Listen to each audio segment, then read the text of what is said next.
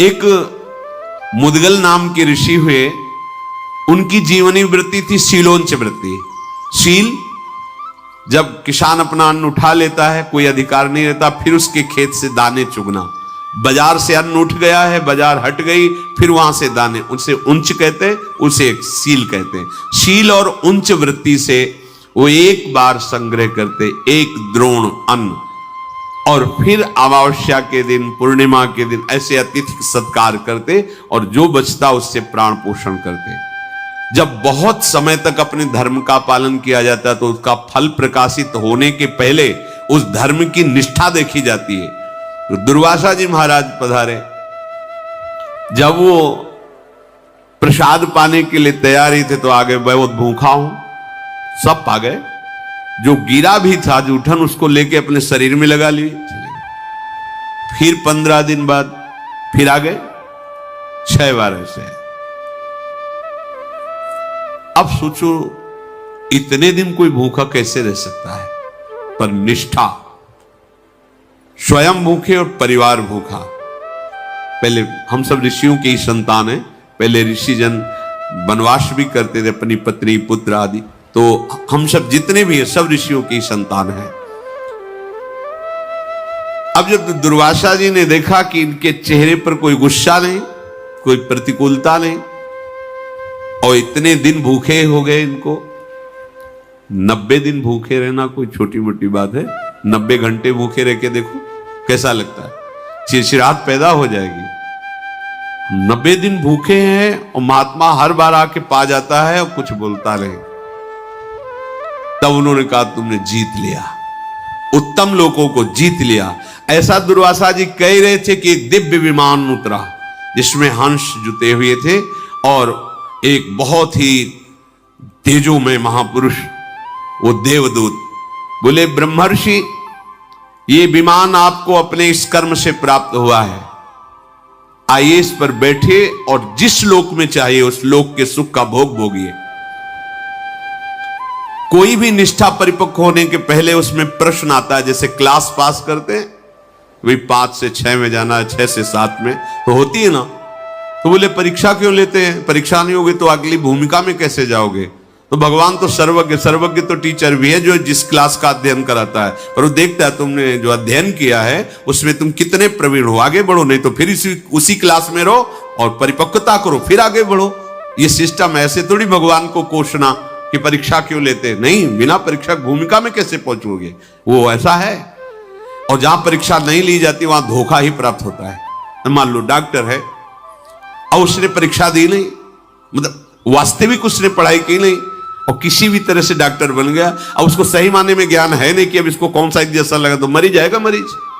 से अच्छी तरह वो अपनी डॉक्टरी पढ़े, फिर अपनी योग्यता से पास हो तो लाखों को सुख प्रदान करेगा। ऐसे हर क्षेत्र में है, अच्छी तरह से आप साधना कीजिए, फिर भूमिका में तो लाखों का उद्धार कर देंगे। ऐसे नहीं कि मनमानी आचरणों को करें हम योग्यता प्राप्त कर ले। कई सिद्धांत लोक में नहीं तो फिर परलोक वाला कैसे हो जाए? आ गया ना विमान, कोई गुस्सा नहीं, कोई परेशानी नहीं। इतना ऋषि ने उनको भूखा रखा, पर ऐसे नहीं कहा कि हर बार आ जाते हो तुम, इतना तो आ ही सकता है ना, हमारा परिवार है, तुम्हें शर्म नहीं आती? हम श्रद्धा पे श्रद्धा करते चले जा रहे, आप हमें मारने पे तुले, एक भी शब्द नहीं, कोई परेशानी नहीं। उसी समय विमान आ गया। देवदूत ने जब कहा ये विराजिए और चलिए जिस लोक का सुख चाहिए उसको भोग लीजिए, तो उनका देवदूत, मैं सुनना चाहता हूं कि जिस लोक में तुम हमें ले जाना चाहते हो वहां कौन कौन से गुण हैं और उनका क्या दोष होता है, वहां दोष क्या है। जब मैं ऐसा जानूं तब जो है उस लोक में जाने की इच्छा करूंगा। अगर कोई संत पुरुष चल रहा हो उसके पीछे 7 पग चल दे तो उसका बड़ा पुण्य बन जाता है। जैसे कोई महात्मा जा रहा है, आप उनके पीछे पीछे 7 पग चले जा रहे तो बड़ा पुण्य बन गया, क्योंकि 7 पग उनके साथ चले। तो जीवन में जब आपका शरीर छूटेगा तो 7 पग महात्मा का साथ दिया है, अरे बड़े सुकृत का कार्य है। तो तुम मुझे ये उत्तर दीजिए, जब मैं समझूंगा कि ऊपर के लोकों में मुझे क्या प्राप्त होगा फिर मैं जाऊंगा, अन्यथा ऐसे नहीं। तो देवदूत बोला, महर्षि तुम्हारी बुद्धि तो बड़ी उत्तम और सावधान है, सावधानी, चलो ये भोगो, तो क्या है ये, इसका हमें प्रमाण दीजिए।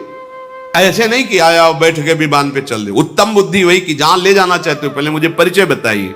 ये हम तुमसे नहीं पूछा जाएगा, ये उनसे पूछा जाता है जहां कि कहां चलना चाहते हो। मार मार के यम के दूत वो पूछेंगे थोड़ी तुमसे। ये तो पावरफुल महात्माओं की बात है जो भजन तपस्या निष्ठा। हमारे पास मेरी महारानी श्री राधा रानी, हम पूछे ही कोई नहीं आएगा, न विमान आएगा न पूछने आएगा। या अपने घर में ही है, बस घर में ही अंदर प्रवेश पा जाना है।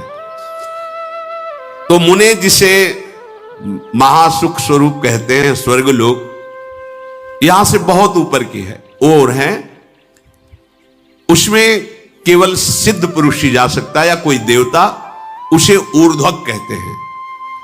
वहां जाने के लिए जो मार्ग है बड़ा ही उत्तम है, सुखद है और दिव्य विमानों के द्वारा जाया जाता है, भौतिक विमानों का प्रवेश नहीं है। जिन्होंने घोर तपस्या नहीं की, बड़ी बड़ी यज्ञ नहीं की, उनका कभी वहां प्रवेश नहीं होता। असत्यवादी, नास्तिक, व्यभिचारी ये कभी नहीं जा सकते। जो धर्मात्मा है, सदैव मन को वश में रखा है, शाम दम, किसी से ईर्ष्या नहीं की, जो दान देता रहता है, जो युद्ध कला में प्रवीण है, इंद्रियों को संयम में रखता है और सत्पुरुषों की सेवा करता है, ऐसे पुण्यवानों को इन लोकों में ले जाया जाता है। हे मुद्गल ऋषि, वहां 33,000 सुवर्ण में विमान, दिव्य विमान, मार्ग में ही चलने पर वहां से मेरुगिरी का शिखर दिखाई देता है। इतना बड़ा मेरुगिरी है, शिखर दिखाई देता है। ऐसे देवताओं के नंदन वन है कि उन्माद चढ़ जाए सुख का। जो देववन है स्वर्ग में, जिनके लता फूल उन्माद चढ़ जाए, और निकुंज का जो तो कोटि कल्प तरुणा है, हमारी जहां श्री जी विचरण करती है, विहरण करते हैं। अरे सौभाग्य उदय हो गया, बढ़ो आगे। स्वर्ग में किसी को कभी भूख प्यास नहीं लगती, कभी किसी को ग्लानि नहीं होती स्वर्ग में, कभी गर्मी नहीं लगती, कभी ठंडी नहीं लगती, किसी को कोई भय नहीं होता। मन में सोचा वही भोग मिल जाएगा, सब उपस्थित। वहां मलमूत्र नहीं बनते स्वर्ग में। और देवताओं को भी दुर्लभ बताया गया यह देह, मानो देह, केवल भजन के लिए, केवल भजन के लिए। भजन नहीं किया तो देख लो कौन सा देह है, क्या है। वहां भूख प्यास नहीं, मलमूत्र नहीं, ठंडी गर्मी नहीं, कोई वस्तु ऐसी नहीं जो वहां देखने योग्य ना हो। मनोरम ही मनोरम, सुगंध ही सुगंध, हर वस्तु सुखदायक स्पर्श, कानों को लुभाने वाले संगीत अपने आप बजते रहते हैं। वहां शोक नहीं है, बुढ़ापा नहीं है, झुर्रियां नहीं पड़ती, थकावट नहीं होता, कोई वहां रोते नजर नहीं आता, सुख ही सुख बरस रहा है। स्वर्ग लोक में ऐसा सुख है जो सत्कर्म करते हैं उन्हीं को केवल प्राप्त हो सकता है, पुण्यवानों को वो लोक प्राप्त होता है।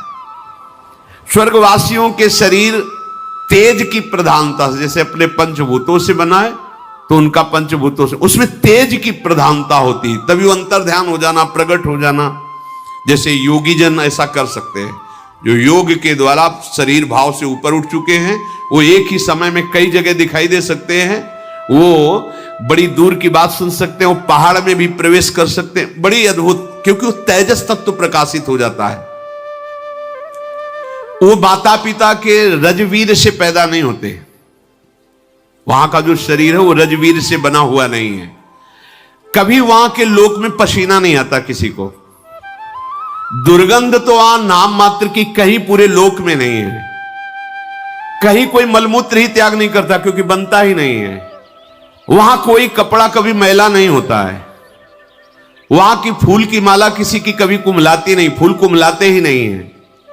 और ये नासवान की बात हो रही है।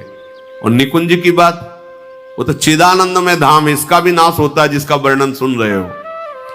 तभी तो जब ये सब सुना जाता है तो बस यही लगता है यही मिले चल के, अप्सराएं मिलेंगी, विमान मिलेगा, सुखी हो जाए। कितने मिनट, जैसे आप यहाँ के किसी बहुत हाई फाई होटल में जाएं, बुक करवाएं कमरा, तो व्यवस्था है, धन दीजिए, और जब धन खत्म हुआ तो एक रोटी भी नहीं मिलेगी, धक्का मार के बाहर निकाल दिए जाओ। बिल्कुल ठीक ऐसे स्वर्ग है, तुम्हारा पुण्य है, ये सब है, जहां पुण्य खत्म हुआ तो धक्का मार के नीचे फेंक दिए जाओगे।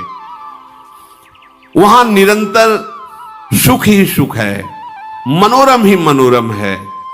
सब विमानों पे बैठे हर्षित हुए, नाचते गाते, विभिन्न प्रकार के भोग भोगते। यही सुन के तो सब लुभायमान हो जाते हैं। जो स्वर्ग पर पहुंच जाते हैं वो बड़ा सुख में जीवन व्यतीत करते हैं। वहां कभी थकावट नहीं होती, वहां भोग के बाद भी थकावट नहीं है, नया उत्साह, नया बल, ऐसी। वहां मात्सर्य नहीं है। देवताओं के लोकों के ऊपर और भी लोक हैं जो इनसे भी दिव्य हैं। इन सब के ऊपर ब्रह्मा जी का लोक है जो महातेज से युक्त है। वहां पवित्र ऋषि मुनियों का प्रवेश होता है। वहां पुण्य दान पुण्य करने वालों, वहां तो ऋषि मुनियों का प्रवेश होता है। बड़े ऋभु नाम के देवता वहां विराजमान रहते हैं, जिनकी आराधना स्वर्ग में विराजमान देवता भी करते हैं। वो देवताओं को जैसे जीवन आहुतियों से चलता है, ऐसे उनका नहीं चलता। वो केवल अमृत पान करके, वहां कोई स्वाहा की जरूरत, वो अमृत से युक्त रहते हैं। ब्रह्मलोक में जो रहते हैं उनके सुख की लालसा देवलोक के भी करते हैं। ऐसा सुख ब्रह्मलोक में है। वहां परिवर्तन नहीं होता, एक शरीर रहता है, जैसे एक स्थिति रहती है ब्रह्मलोक में। जरा मृत्यु का अभाव रहता है ब्रह्मलोक में। ऐसा नहीं कि जन्म हुआ मरण हुआ, ऐसा नहीं। वहां हर्ष शोक नहीं रहता, वहां सुख ही सुख रहता है, कोई विकार नहीं रहता ब्रह्मलोक में। न राग, न द्वेष, न दुख, न द्वंद्व। एक तरह से यह समझ लो कि परम गति को छोड़कर और सब कुछ वहां है ब्रह्मलोक में।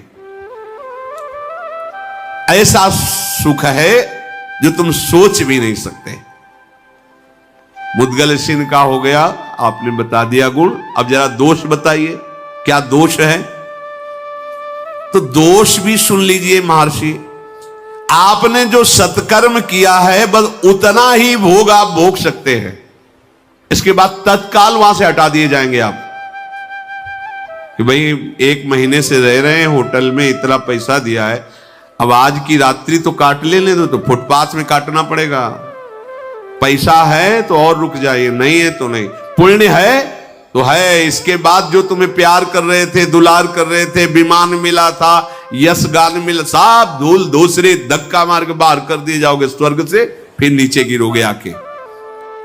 अच्छा, वहां कोई तुम पुण्य या नया कर्म कर नहीं सकते। जो पुण्य करके गए उतने केवल भोग मिलेगा। पुण्य गंवाने पर वहां से बहुत ही क्लेशित होकर हटाया जाता। क्यों भाई? जो अप्सरा जो सब भोग रहे थे तत्काल सब हट गए। अब वो उसमें आसक्त है, उसे धक्का मार के बाहर किया जा रहा है। कितना दुख है। स्वर्ग में सबसे बड़ा दोष मुझे ये जान पड़ता है कि जहां पुण्य खत्म हुआ तो उसका बहुत बुरी तरह पतन होता है। यही बुरी तरह पतन कि एक बढ़िया सुख साम्राज्य और 1 मिनट में सबसे रहित खत्म तुम्हारे पुण्य। जिन भोगों में लगा हुआ था, जिनको अपना मान रहा था, उनसे धक्का मार के दूर करके भगा दिया जाता है। स्वर्ग में जो लोग नीचे की तरफ गिरते हैं वो भारी जलन असंतोष से युक्त हो जाते हैं, क्योंकि वो सब सुख छिन गया। उसका मैं कैसे वर्णन करूं? जिस समय गिराया जाता है उसको दुख मिलता है। गिरते समय इतना भयानक दुख होता है, उसकी चेतना लुप्त हो जाती है, रजोगुण का आक्रमण होता है, बुद्धि बिगड़ जाती है, और उसके गले में पड़ी हुई जो माला पुष्प की है वो कुम्हला जाती है, टूट जाती है। वहां जिसकी माला कुम्हलाने लगे, धक्का देने का अवसर आ गया, समझ लिया जाए इसके सुकृत खत्म। वहां की पहचान है। उसके पास पुष्प जो विराजमान पुष्प मालाएं कुम्हलाने लगी, बस होश खराब हो गया, भगाए जाएंगे, अब यहां से हटाए जाएंगे, सब हटेगा। पतन की सूचना, माला कुम्हला जाना। अब उसके हृदय में भारी दुख, भारी भय समा जाता है, ये सब छूट जाएगा। जितने भी ब्रह्मलोक पर्यंत लोक हैं उन सब में दोष देखे जाते हैं। स्वर्ग लोक में तो रहने वालों के शास्त्रों दोष हो सकते हैं, अगर वर्णन करें तो। वो कह रहे हैं अब तुमसे बगल में बड़ा विमान वाला जा रहा है, बड़ी सुंदर अप्सरा है, बड़ा भोग है, अपने में संतुष्ट नहीं, वो जल रहा है क्या इसके तो बहुत है, और थोड़ी ही दिनों में पुण्य खत्म हुआ तो वो भी जा, तो वो भी छीन लिया गया। त्रिशंकु उल्टा लटके आज भी।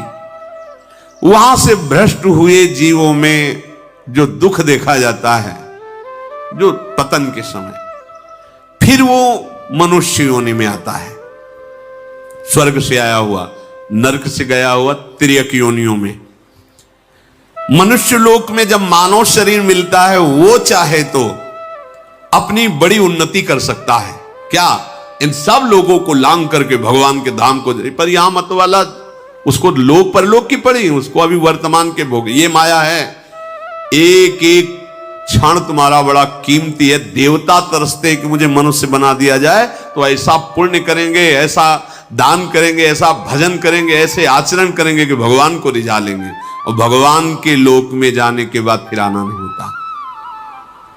यद्गत्वा न निवर्तन्ते तद धाम परमम मम। एक ही जगह है जहां भगवान के धाम के जहां प्रवेश हुआ, फिर आना जाना मिट गया। नहीं, ब्रह्मलोक तक ये चलता रहता है आना जाना। मुद्गल ऋषि बोले कि तुमने जो गुण और दोष बताए मैं समझ गया। तुम कुछ ऐसा बता सकते हो जहां से आना न पड़े, जहां कोई लौकिक गुण ना हो, दोष ना हो, ऐसा बता सकते हो जहां से पतन ना हो। मुद्गल मुनि के इस प्रकार ऐसा कहने पर देवदूत ने कहा कि हे ऋषिवर, मेरी दृष्टि तो वहां तक नहीं पहुंच पा रही, क्योंकि मैं तो केवल इन लोकों का वर्ण, पर मैंने सुना है भगवान का एक धाम ऐसा है जहां जाने के बाद फिर लौटना नहीं होता, कोई दुख नहीं होता, पर वो मिलता है केवल भजन से। जो किसी की निंदा नहीं करता, किसी की स्तुति नहीं करता, जो यहां की हर वस्तु को मिट्टी के ढेले के समान समझता है, जो ज्ञान योग के द्वारा ध्यान में तत्पर है या भक्ति योग के द्वारा प्रेम में तत्पर है, जो अंदर से वैरागी रहता है, उत्तम बोध प्राप्त कर चुका है, वो सनातन भगवान के दिव्य धाम को जाता है। वह पुण्य आदि का है, वहां तो एक निंदा स्तुति में समान, समलोष्टास्म कांचना, स्वर्ण का ढेला मिट्टी का ढेला समान है ही समान। उसी में तो पैगर जैसे मिट्टी तैसे पीली मिट्टी स्वर्ण, उसको तुमने महत्व दे रखा है, इसलिए गर्व से वो आभूषण पहन के क्या कितना हम धनवान हैं। बल कौन सा सुख है, न सुगंध है न स्वाद है, केवल मान्यता है। तो जिसकी ये मान्यता मिट गई है, मिट्टी का ढेला और स्वर्ण समान जिसकी दृष्टि में है, जो वैराग्य बल से युक्त है, वो सनातन परम धाम को प्राप्त होता है। इसलिए मुद्गल ऋषि ने कहा अब आप पधारिए, हम नहीं जाएंगे इस विमान पे, अब हम भजन करेंगे। अभी तक त्याग तपस्या और ये सब तो समझ लिया इन लोगों का फल, अब हम निरंतर भजन करके भगवान को प्राप्त करेंगे, भगवान के धाम को। देखो उनके पास तो बताने वाले ये सब लोक भी और लोक का परिचय देने वाले, अपने लोग तो एकदम कुछ नहीं जानते थे, सीधे धाम में घसीटे गए है। नहीं तुम्हें समझ में आ रही लाडली जी की कृपा, नहीं समझ में आ रहा प्रभु का कृपा प्रसाद की हमारे ऊपर क्या कृपा है। अरे भाई मूर्खता छोड़ दो। कल के सत्संग में प्रारंभ में कह रहे थे कोई निष्ठा तो कर लो, धाम निष्ठा, इष्ट निष्ठा, भेष निष्ठा, नाम निष्ठा, गुरु निष्ठा, कुछ तो पकड़ो। यहां कुछ नहीं, उदर और जनेन्द्रीय निष्ठा है, उदर और जनेन्द्रीय निष्ठा। अच्छा खाने को मिले, भोगने को मिले तो जय भगवान की, ना मिले तो भगवान कहां है, कौन कैसे। होश में हो, होश में। बहुत कीमती जीवन मिला है, बहुत कीमती। तरसते हैं जो ऊपर के लोकों में कि एक बार मनुष्य बना दिया जाए तो ऐसा भजन करूंगा कि इन सब धामों के जन हमें प्रणाम करेंगे, मैं भगवत धाम को प्राप्त करूंगा। और तुम्हें अवसर मिला है तो तुम नारकी वस्तुओं के लिए तरस रहे हो, एक बार ये खा लूं, ये सूंघ लूं, ये भोग लूं। अरे बहुत जन्म भोग चुके हो, एक बार तो होश संभालो। चलना का अभी छूटेगा शरीर, जिस शरीर के लिए तुम मर रहे हो ये शरीर छूटेगा अभी। प्रतिपल ये छूट रहा है, तुम्हें दिखाई नहीं दे रहा है। जैसे नदी के किनारे खड़े हो, यमुना जी के किनारे खड़े हो, दृष्टि गई तो तुम समझ रहे हो वही जल है। जिसको तुमने देखा वो तो कहां पहुंच गया। ऐसे ही प्रतिक्षण तुम्हारी आयु क्षीण हो रही, प्रतिक्षण तुम्हारा शरीर मृत्यु को प्राप्त हो रहा, तुम्हें दिखाई नहीं दे रहा। कमा लो भगवत भजन, कमा लो भगवान नाम, कमा लो, सच्ची मानो, मान जाओ हृदय की बात। जो गलतियां हो रही सब मिट्टी डालो, आगे बढ़ो। राधा राधा राधा लाडली जू सब क्षमा कर देगी, आप मान लो हमारी बात, परिणाम नहीं भोगना पड़ेगा। लाडली जू कृपा करेंगी। देखो कृपा करी दी, अपने लोग धाम लायक है, जरा सोचो। जब हम इस पर विचार करते हैं तो लगता है यार श्री जी की है तो की कृपा पर कैसी ठोकर मारते हैं लोग। इनकी समझ में नहीं आता है कि कर क्या रहे हैं।